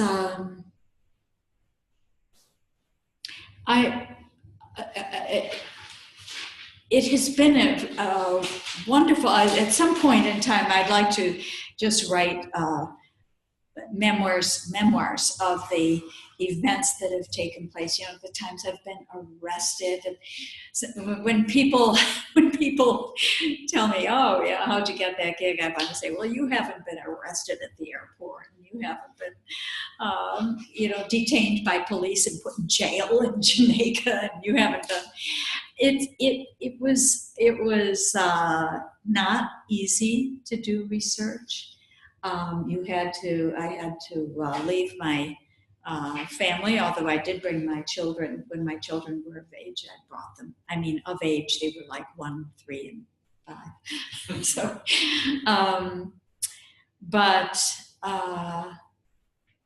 I'm so glad I did this, because it's the only study out there that has done this, of going to another culture, recording its use. Oh, and I told you I was going to get back to this 2-year mandatory sentence in Jamaica that has just been changed. They have finally legalized ganja in Jamaica, even though 90% of the people were using it steadily, including the police. And the reason that it was illegal is that Jamaica, it was the single greatest debtor country to the United States. We liked Jamaica a lot, especially after Cuba, after the Cuba Missile Crisis. Jamaica was our sort of strategic island on the way to South America. So it was really important to the US for defense and so forth. So we wanted Jamaica with us. On the other hand, we didn't want them importing marijuana to the United States. So the bargain was, we will forgive you. We will not call in your debt to us as long as you make sure that this is never legalized. Yeah, that was so for the Jamaican people, this was ridiculous, but for the government to government, this was the deal. And finally, Jamaica has gotten to the place and is no longer the impoverished place that it used to be, according to the UN. It's now sort of stepped up to almost middle class country. And evidently the debt has been somewhat diminished or forgiven, or that there's been enough inflation that it doesn't matter so much anymore. And they could take the chance and legalize. So now Jamaica's a free country to develop this. What I would like to do is, that's why I was so interested in your work, because I have always wanted to actually go down and establish senior living quarters in Jamaica, where people would get, a lot of older people in the United States would go down there, live in kind of a resort-like senior living, and be able to be under the care of many Jamaican people who like old people a lot, and take good care of them. I thought that would be a great place to spend my dotage, but for others as well. So it's nice to know that this is not illegal anymore. Yeah. So you said like 85 to 9% of people were using cannabis, but like, was there a specific factor that caused the epidemic of crack cocaine? Like a specific reason why it suddenly just changed? Yeah, it was just an access. There was never crack cocaine on the island before. And it was just when Jamaica became a transshipment point and it entered the island. and entrepreneurs found that there was a market, that they could create a market for this. And when I looked at, from the time that the fisherman put the bale in his boat off the coast and brought it in, from that time there were at least, that cocaine was touched 30 times before it got to the eventual user. That's 30 people who derived income and employment from that crack cocaine. So it was an amazingly lucrative, it was lucrative for some people. For others, it was just a way of making a living in an impoverished third world country that didn't have many ways of making a living. And at the same time, some of the reggae singers, the sort of second wave of reggae singers, had been exposed to crack cocaine here in the United States, brought that back to Jamaica. So there was a beginning association with, famous people. And, but it spread very, very quickly.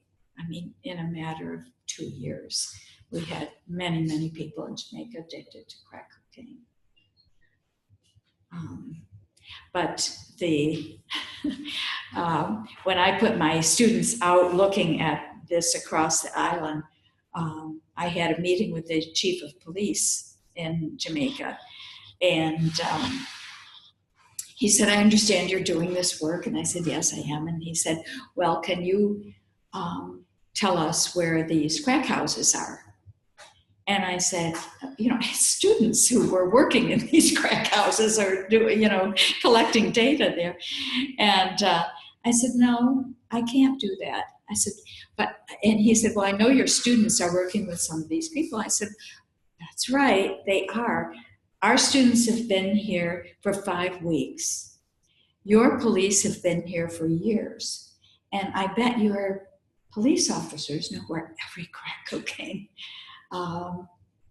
station in Kingston or Montego Bay is." So the police were very, very heavily involved in this, and always have been. Less so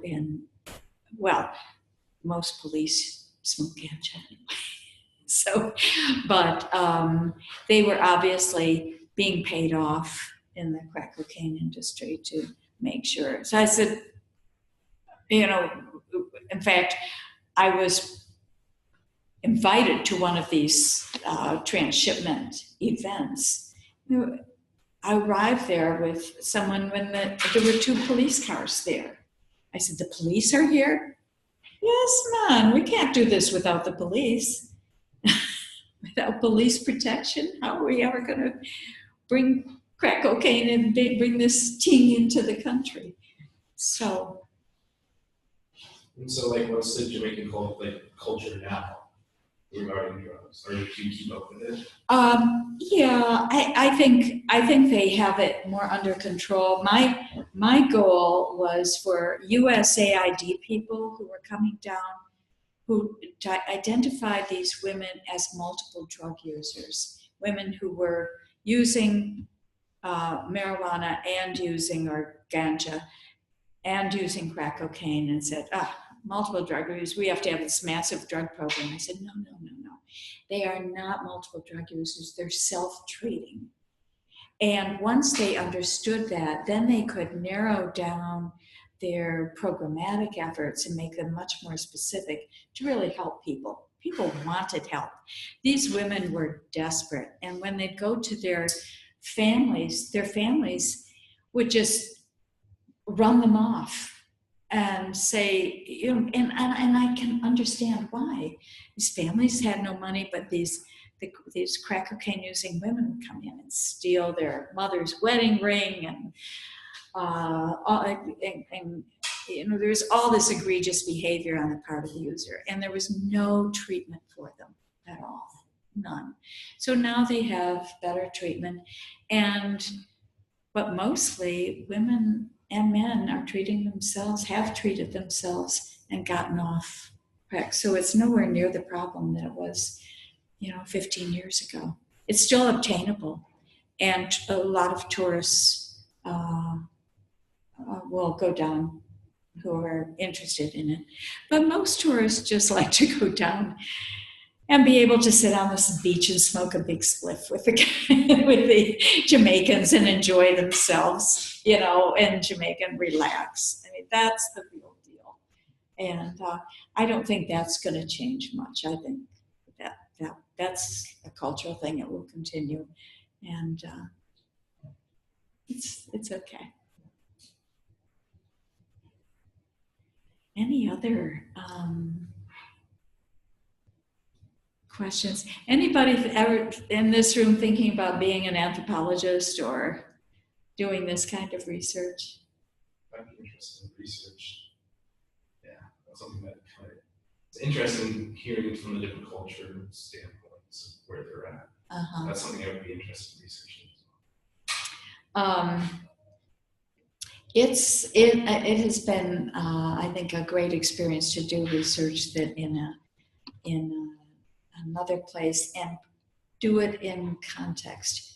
It's very hard to understand any kind of human behavior when you take it out of the context in which it occurs and put it into the laboratory or a test tube and try to figure out what's going on.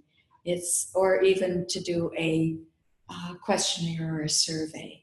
But when you actually can witness this behavior as it occurs, it's intelligible. You can understand it. And that's the real value of social science. I don't know if any of you are considering a career in social science, but I would say that we add an enormous amount. What we don't do is double-blind studies and have clearly formulated hypotheses. But what we do very well is record and compare human behavior. And that in itself can be extraordinarily enlightening and enriching for people to help them understand their own culture as well. So, anybody in nursing? Great. Is there a program here at Sonoma State? And where are you along in your? I'm still pre-nursing, so I'll start applying next year to nursing programs. Fantastic. It's a really great career. And people often say to me, nursing and anthropology, that's a kind of interesting mix. But what I have found is that in many ways, nursing is just the practice of anthropology. And I'm not sure why they actually don't require anthropology in the same way that they require pathophysiology and everything in nursing, because nursing is all about human behavior in context and comparisons. So you make those for each patient you have, you compare that with the patient you just had. So that's great. Congratulations. I hope you get through, and that's fantastic. Nurses have had a very active role in cannabis treatment for the ones who have sort of come over. And there is an organization of nurses in cannabis. I'm not so involved in it, but they're doing good work. And I ran into a former student of mine who was a nurse anesthetist and from Rush, and he had an anesthesia practice and was doing very well. And he's in New Mexico, and gave up his practice entirely so that he could treat returning Iraqi and other veterans with PTSD using cannabis. And he has had an amazing success rate, no suicides, getting them off all the medications that were given to them by the VA, which were 12, 13, 14 medications at a time. And getting them reintegrated with their children and their households and communities. Really, really great work. So I think we're going to see more and more of that in nursing practice. It lends itself to that kind of practice. What major are you in? I'm doing kinesiology. Kinesiology. Kinesiology. Okay, well that'll be very interesting. Yeah. Are you thinking about sports medicine kind of kinesiology or? I'm looking into physicians. Okay. Oh, wonderful. Yeah. Good. And Eloisa, yes. What's your career plan? Right now I'm majoring in biology, but I really want to get into optometry. Aha. Yeah. Well, the whole thing in Jamaica started in optometry. And because ganja smokers had no glaucoma.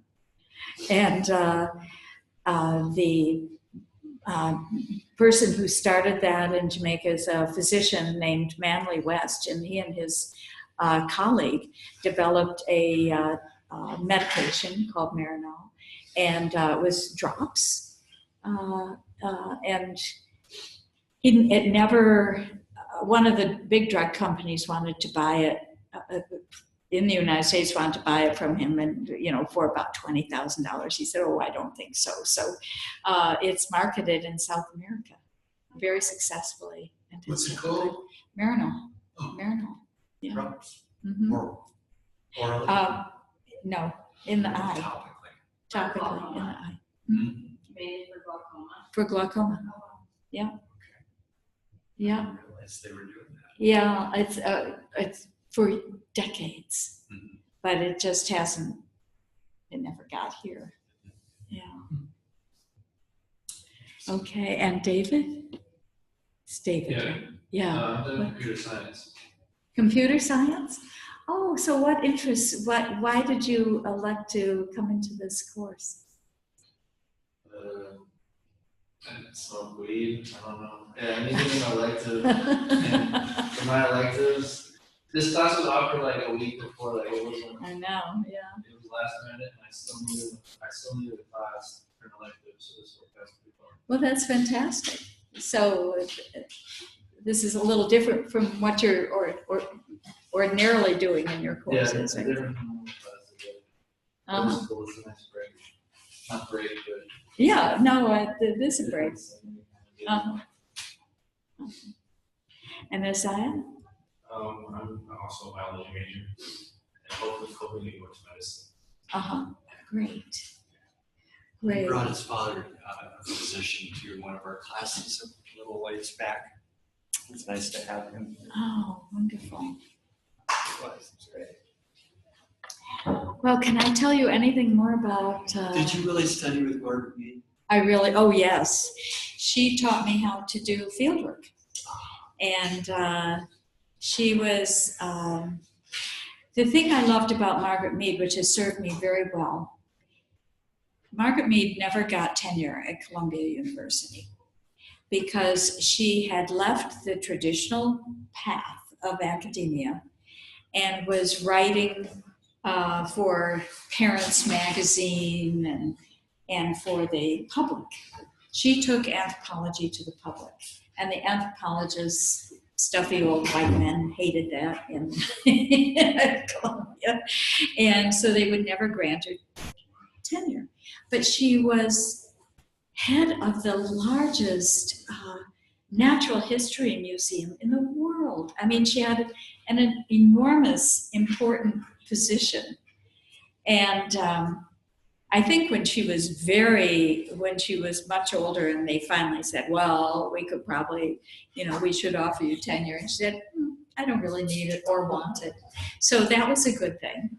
And, but the thing that she has been a role model for me is that sometimes you can't take just the academic route. And although I have published a lot, not just on this study, but some other things as well. But they go into these journals, obscure journals that nobody ever reads, unless they're about marijuana, and they seem to get read now. But I mean, that the public is not privy to.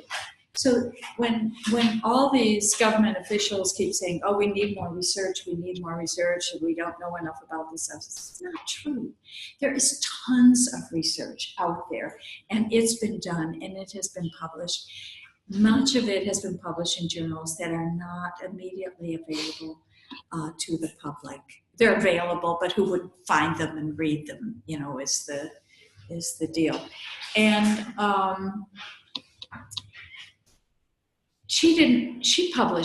Margaret Mead published in those kinds of journals too, but she's really felt that if American society needs to know more about how to handle adolescent behavior, they're not going to read those articles. She needed to put it in Good Housekeeping and Parent Magazine and the things that women who are raising children read. And not to worry about that other stuff of tenure and progression from assistant professor to full professor. And if it happens, fine. If it doesn't, you still have a career and you have a mission to educate people. And that's really how, although, you know, I certainly had the tenure thing, and I was a dean of nursing in 4 different universities. My mission has been, at least in the last 15 to 20 years, to really inform the public of the truth. And that's what she was doing too. So she set the stage for me, and that you can get along fine without promotion and tenure. Yeah. Good to hear. Yeah. She was an excellent role model and teacher person. If you ever have, I don't even know if they assign her in anthropology courses anymore, but if you ever have an opportunity to read Growing Up in New Guinea and Coming of Age in Samoa, it's worth a read. Fred, anything that... I agree with you about Margaret Mead. Yeah, she surpassed all of them. So, I mean, they were great anthropologists at Columbia, but when you think of anthropology, think of Margaret Mead. You know, she brought it to the public. Yeah. Do you think of yourself as having been blackballed by the juridical academic world? You know what? I don't hold any rancor for them at all, at even NIH. I really don't. I feel that people and organizations act in their self-interest. It's just a fact. And I can understand if I were head of NIDA, I mean, I don't think I would have taken that position, but if I were head of NIDA and I thought, oh, my budget is going to really go down as a result of this person's work, or our funding of this particular scientist. I have to think twice. But what I think NIDA should do and NIH should do, which it doesn't do, is to actually go to Congress and say, we have have an audience with Congress and say, we have some really interesting findings, work that we didn't anticipate would happen. And here's what's going on. And you need to be informed so that you can inform your constituents when they have these, to really make this an educational model, not to say, oh, I'm not going to get any money if we fund this. But courage is greatly lacking in our culture today. And so sometimes you just have to take a stand and you have to go out there. But was I mad at them or do I feel, I think they were doing just what they felt they had to do. And I feel the same thing with editors' bias. They have a readership that they have to please. But instead of trying to educate their readership and help change their minds and find, another pathway, they just, I won't get any, people will cancel their subscriptions, and then what am I going to do for a living? So now I it's disappointing, and I would say I have a loss of respect for people who don't stand up for their data and their work and what they're supposed to do. But no, I just look for another way and try to figure it out. But given the chance, and actually I did have the chance because in addition to having been funded by NIH, I was a member of the Charter Council of Public Representatives that was established at NIH about 10 years ago. And the Council of Public Representatives were selected to talk to the heads of the institutes and talk about what the public needs and wants to know and the kind of research that NIH should be doing. So I did have an opportunity to come back in a different form and talk about this, and really had the attention of the then interim director of NIH, who's died since then, and the institutes. And in some ways, that might have been impactful. I'm not saying I alone, but establishing the Institute for, what is it called? Alternative medicine. Is that? Which mean Donald Abrams is in Rockham? Yeah, right. The institute where you could really explore non-allopathic medicines. And that came out of those discussions. Not necessarily me personally saying we've got to do this, because I didn't say that, but that we need to look, if we're really serious about healthcare in the United States, we can't just look at the same science that has guided us forever and ever. We have to step outside those boundaries and look at other ways of doing things, other ways of thinking and learning. And so, no, to answer your question, no, I don't.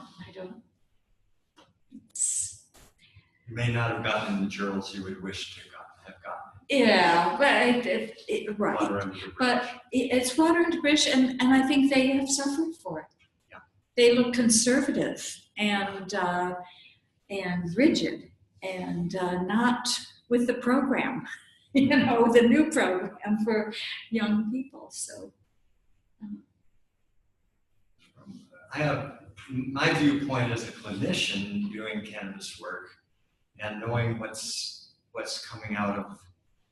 Fred's been working on a story that we can't publish yet until we get permission. But David Meary runs a laboratory at Technion Institute in Haifa, doing all the lab work for the Israeli cannabis.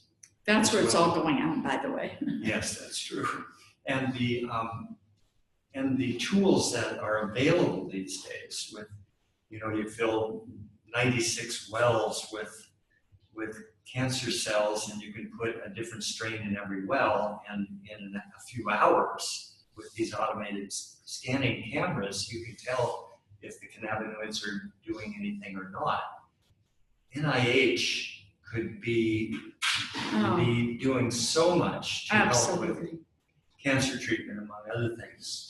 Let us know about receptors that are relevant, or whether certain strains are capable of slowing or stopping the growth of a tumor, for example. That's absolutely right, and they could, but they have to hear from the people. The legislators have to hear from the people to make that happen. It's the science. It's odd, but I mean, the scientists and the physician community and the other health science communities are not what's going to change it. They're ready to go. But unless people vote and call in and try to meet with their legislators, we don't really have a lobbying group. We've had them, but they haven't had anywhere near the financing that the pharmaceutical industry, the traditional pharmaceutical industry has had. So, and now with cannabis becoming big business and the market, it's just amazing. If you have, cannabis in your portfolio, is incredible. I think we might see something. I think it can happen. And when our Attorney General says that we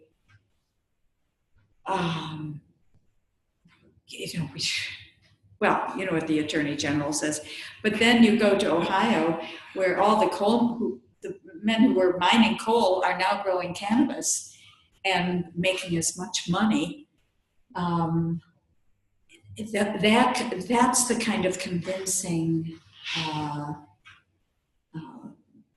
evidence that we need to say, yeah, we have to get a grip on this nationally and do something different. So, well, you guys. Did you see the Sanjay Gupta special on Sunday night? I did. I couldn't get to see it because I was traveling, but was it different from his earlier one? He keeps following the story. You can get it. I will. It's well worth watching. Okay. He's really done a great thing. He's a great advocate for this. He really is, and people believe him. There's a woman named Stacy Gruber who does brains imaging neuroimaging at Harvard Medical School. She used to be all about harm, and her images used to show harm and damage to the developing brain.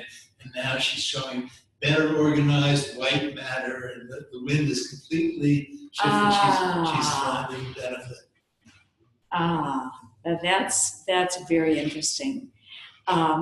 Well, you go where, as a scientist, you go where the money is too. I mean, that's true.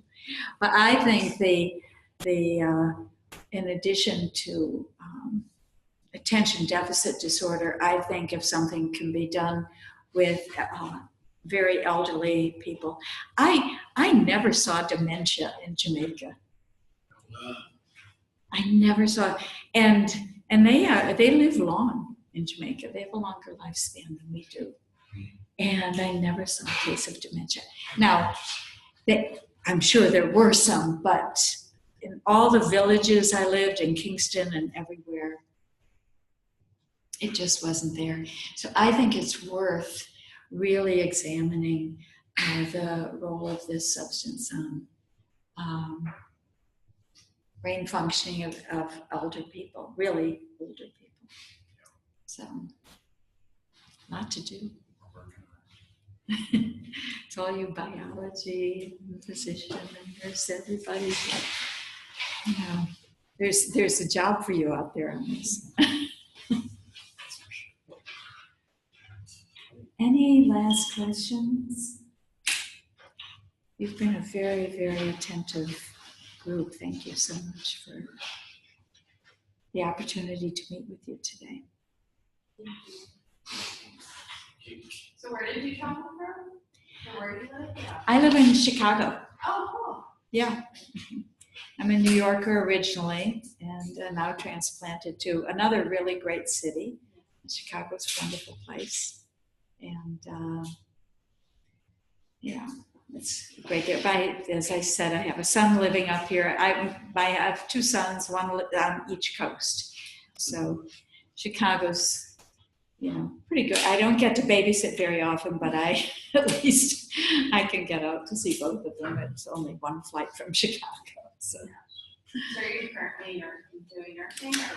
Or? Currently, I do a lot of governance work. I do a lot of this work of talking to various groups who know nothing about cannabis. And then I also do a lot of governance. So I sit on, I mentioned, a large hospital board. I also sit on a Blue Cross Blue Shield board, and I carry the message to them as well. We could save a lot of money and reduce our premiums if we did this. I'm on the Chicago Board of Health, and I'm on 2 academic boards in Loyola University, who just did pretty well in the Final Four, and University of Minnesota. And then I sit on the Patients Out of Time advisory board. So they'll be having a meeting very soon. That's a group that I really admire a lot. And the reason I admire, and I like going to the meetings, is that at those meetings you will meet cannabis enthusiasts, people who just think this should be out there and legalized. Policymakers, lawyers who have dealt with these cases, scientists, clinicians. And so it's not most places you go for a meeting, you meet, other clinicians or other policymakers or something. This brings them all together around a single issue, and the opportunity to meet people who can really make this happen. I did the first meeting of this group took place at University of Iowa when I was dean there. And that was really probably my shift from science to activist, or the inclusion, the moving toward being an activist. And that single meeting has grown into now, I think it's 12th meeting that took place in 2001, I think. And now they were having them every other year. Now they're having them every year. And it's attracted an international audience of science investigators, Hebrew University in particular, which has been done fantastic work. The other thing that we face in this country is a real arrogance about research that has been done outside of this country.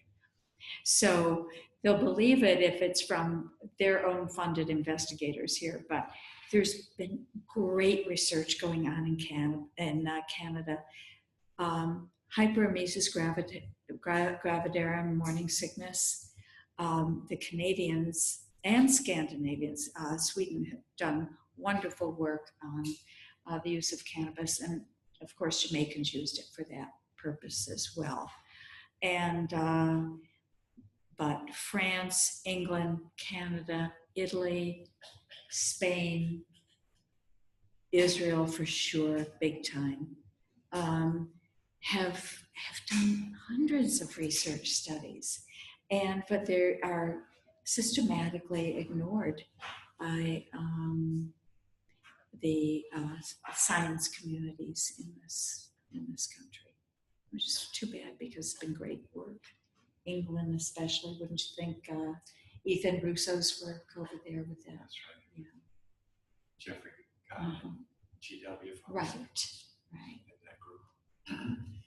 Continuing with their GBM brain tumor studies, because it was successful with trifle of cannabis. They were getting 32 milligrams a day at the maximum of cannabinoids, and it was extending their life significantly, so they're extending the study. Wow. That's not much cannabis, but they're recognizing it's doing what it was said to be doing. Mm-hmm. So. Well, the wonderful thing about science is, and especially in this field, is that, and I think Machulam's work is probably the major the sort of star of this, is that once we understood the endocannabinoid system, once we grasped that and understood why it has all these other effects, became explainable, and continued research on that area.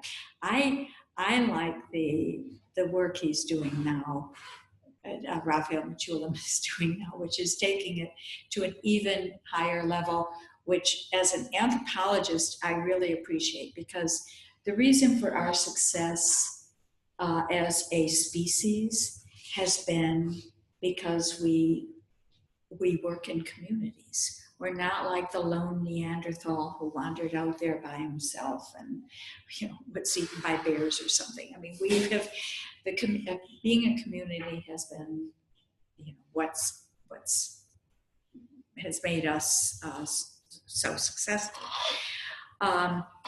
He in Mechoulam's work, where he has developed what's commonly called the bliss molecule. We've probably been talking about that anyway. The idea of anandamide, that and the example he gives, which I love because it really says something about the way humans relate to each other. You walk down the street and you see a bunch of kindergartners playing, and you think, oh, aren't they cute? And they are cute. They're adorable to see these little 5-year-olds. And then you recognize that one of them is your grandchild. And you have a completely different feeling. You have an excessive feeling, a feeling of love. Oh, that's my grandchild. When, for the common eye, they're no different from any of the other children who are playing there, right? They're just rationally, there's nothing special about them. But they're special in your mind because they're your grandchild. That experience of, it's what gets really close to love and the ability to forgive and the sort of spiritual midwifery, the explaining a biological basis for our sense of community and why we need to be in communities. I don't want you to think I'm like too far out there and all this, but I really, when you think about it, when you think that here we have a substance that is, or we produce endocannabinoids that allow us to forget, which is really, really important, because if we remembered the pain of childbirth, we might not have more. And allow us to, they don't make us hungry, but those endocannabinoids allow us to really enjoy the food we're eating, to take pleasure in eating. Taking pleasure in eating also is important for human evolution, because eating's not that easy. You have to grow the thing, or you have to hunt the thing, and then you have to prepare the thing, and then you have to serve it and eat it and clean up afterwards. So can you imagine being alive if we didn't really love to eat, that food didn't taste good? It's just we did it in order to stay alive. And the same with sex. It doesn't make you run out and want to rape somebody, but what it does is allow you to enjoy sex in a way that you might not have enjoyed it without. That's important, again, for human evolution. So food, sex, and forgetting are all evolutionary criteria which our species can be perpetuated. That's pretty cool. And then if you put the sort of that special feeling of affection, love, forgiveness on top of it, then we have sort of a biological foundation for human evolution and community building. Well, for community building, which is, of course, how we've been successful. So I'm just so in love with this work that's going on in Israel. It's from certainly a biological basis, but also from an anthropological. How do we continue as a species to exist? It's a big deal. So.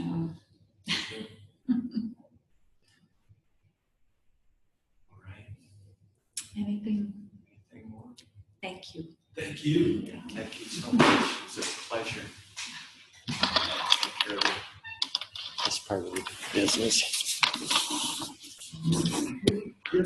cross paths with Howard on this at NIH? Oh, he appointed me. Yeah. And then he went to New York. He left me, appointed me, and then took off. Sloan Kettering. Yeah.